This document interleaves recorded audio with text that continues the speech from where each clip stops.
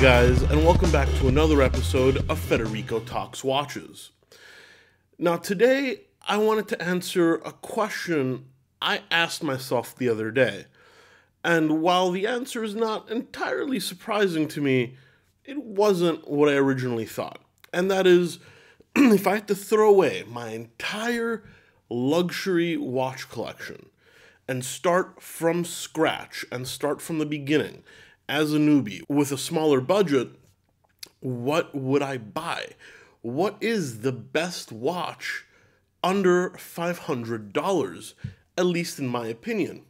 And there's a few things that could be said in that category. And actually today, I'm wearing a Seiko SKX. And funnily enough, the answer is not the SKX and it's not Seiko.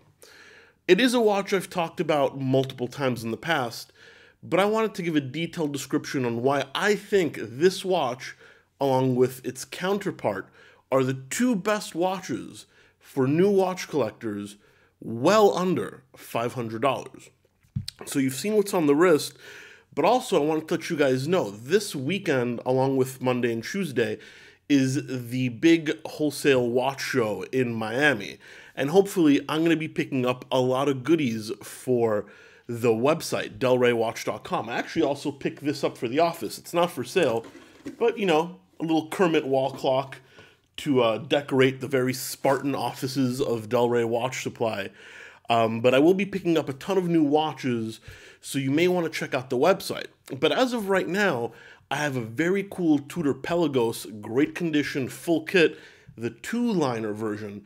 That's the one without all that massive amount of dial text. It's actually getting decently collectible lately. I've also got a fantastic price on a Speedmaster Speedy Reduced, which is on sale right now.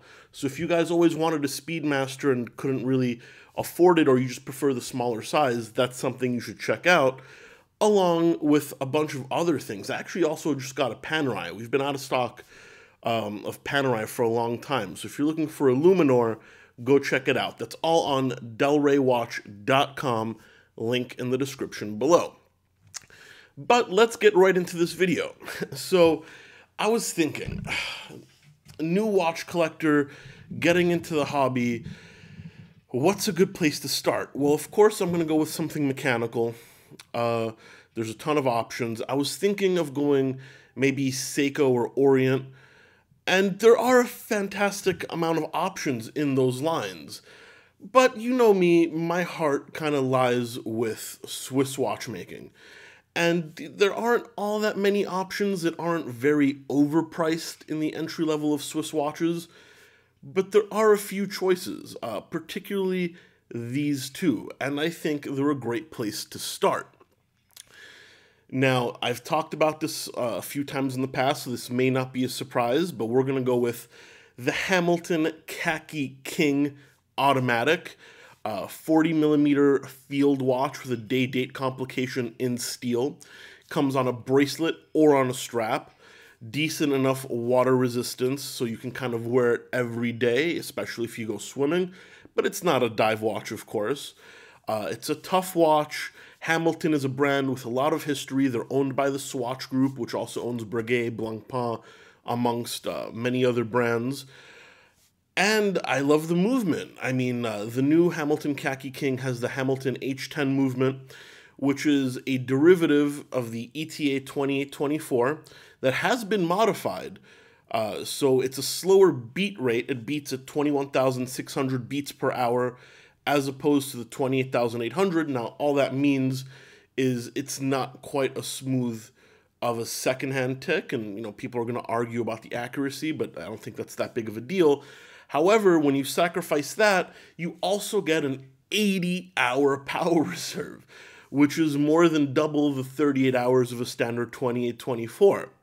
Now, all of this for well under $500. I don't know what it officially retails for, but on Amazon, and actually there is an Amazon link below. It is an affiliate link, so if you guys do buy it, I do get a little kickback. That's just full disclosure, but even if you don't want to use the link, just go to Amazon.com to take a look at it. It is $372 with free shipping. Guys, that's a Swiss-made watch with a sapphire crystal. with, a pretty well-known brand, a unique movement built on a stable architecture. Now, this movement is also used by Tissot, but it's not a not bottom of the barrel. It's not just a random Swiss movement like a 2824. This is slightly modified. It even has a custom rotor. All that, and I think you get a great military style with it. Now, if you guys aren't a huge fan of maybe the crown guard or the day-date placement at the top or the two types of finishing, there is another watch that I think is even cheaper and is a fantastic choice. And it's also a Hamilton. It's the Hamilton Khaki Mechanical. This is a 38mm watch that's a complete bead-blasted finish. So very minimalist, but has that great military style. True field watch with the date, and this one is manual winding. I believe it's an ETA 2836. Well, it's the entry level ETA movement manual winding. I don't actually think it's 2836 because that's actually a day-date movement. But yeah, I mean, it's once again a Swiss-made watch, manual winding. This one's a little smaller at 38mm, Hamilton brand name. And this is even less expensive. This can be picked up in the 200s. And I think for that, it's an incredible value. Now, sure, I could have said an SKX, even though I truly think it is a great watch, but it's not a fantastic first mechanical because the movement isn't always super accurate. The power reserve can be a little bit low. I think it may give, some of these examples may give not a great first impression to somebody with, necessarily high expectations. I'm not saying it's a bad watch, I adore it, but they don't all come out perfect. And I just think for $372 to get these Swiss mechanical watches is a fantastic deal. Now, I also happen to love the styling. I think they're very versatile. I think the proportions are fantastic. I'd love to wear the Hamilton Khaki King Mechanical.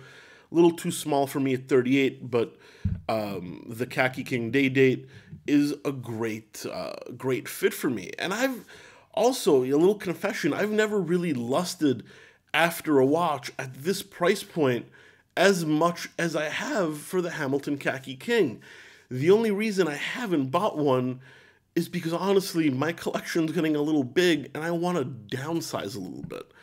But I will own one at one point. I've been looking at it quite often, been watching reviews from other YouTubers, been following it on Amazon.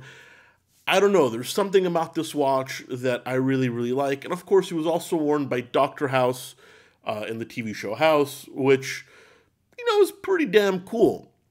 But guys, that is my choice for the best two watches, well under $500, and probably the two watches or one of the two watches I would buy if I was starting off without a watch collection and with a budget around that $500 mark. Those would be my choices.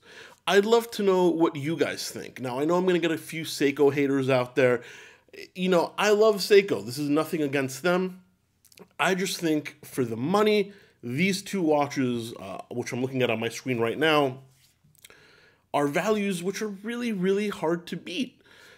I'd love to know what you think. Leave me a comment in the comments section below. Also, please don't forget to give this video a thumbs up. It really helps me out and helps people find it, and it helps get the video recommended on the sidebar. And of course, please don't forget to subscribe if you enjoy the content. I have been doing these a little bit more regularly now, and actually I think if I'm allowed to film at that watch show, I may do a little bit of a vlog style video, but security may be tight. I'm not sure if I can do that, but I'll find out tomorrow morning when I go again. So keep up to date with the channel. You may be able to see that in the near future. Guys, thank you so much for sticking around for another episode of Federico Talks Watches, and I'll catch you in the next one. Take care.